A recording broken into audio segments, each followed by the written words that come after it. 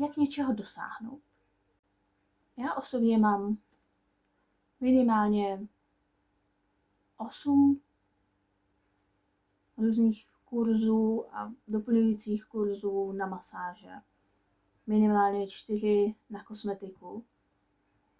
Udělala jsem střední, jazykovku, vošku. I přesto, že jsem byla dost nemocná a musela jsem opakovat ročník, tak jsem se vrátila a udělala jsem to. Dosáhla jsem titulu wellness specialistka. Chtěla bych vám říct moje 2 tipy, jak zlepšit svoji vlastní motivaci, které jsem aplikovala na sebe ve všem možném, v učení, ve fitness, v jakékoliv sféře mého života. Že první, udělejte si z toho vlastní osobnost, alter ego. Například u cvičení nepřemýšlíte nad tím, musím udělat tohle, musím tam jít. Přemýšlíte nad tím, stávám se někým jiným, stávám se atletem, stávám se fitnessákem, nebo jsem, protože už tam chodím, tak jsem ten člověk. A druhá rada, která mě fungovala velice dobře, je, když přemýšlíte nad svým životem z pohledu svého alter ega, jako jsem atlet, jsem fitnessák, tak je daleko jednodušší udělat rozhodnutí ve stylu tohle by tenhle člověk nejedl. Tenhle člověk lomeno já by tohle neudělal. Tenhle člověk lomeno já by spíš udělal tohle, šel by spát dřív, spíš by jedl tohle.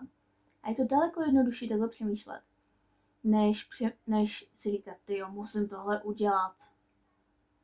Zkuste to. Je to vážně daleko jednodušší přemýšlet nad tímhle stylem, nad sebou, tímhle stylem.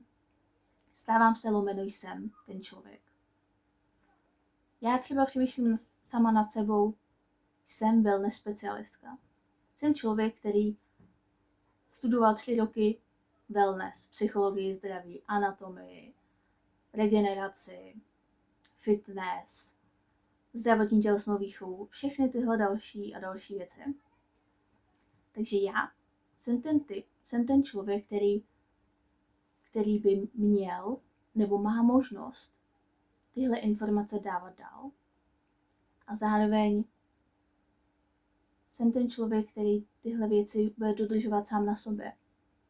Protože nechci být jako ten typ člověka, třeba vidíte někdy lékaře, kteří jsou obézní nebo kouří a zároveň říkají něco ve stylu o tom, jak byste měli žít. Takový člověk být nechci. Dá se říct, že chci být vzor, ale myšleno i sama pro sebe. Chci být pyšná na to, chci být hrdá na to, kým jsem. A zároveň chci být hrdá na to, až mi bude 50, 60, 70, kým budu. Chci být ten typ fit člověka, který nemá problém se pohybovat, nemá problém stát. Chci být fit. Takže takhle nad tím přemýšlím. Jsem, budu, stávám se ten typ člověka a pak mít nějaký vzdálenější cíl. Pro mě je to, jak na tom budu, až mi bude 50 až 80.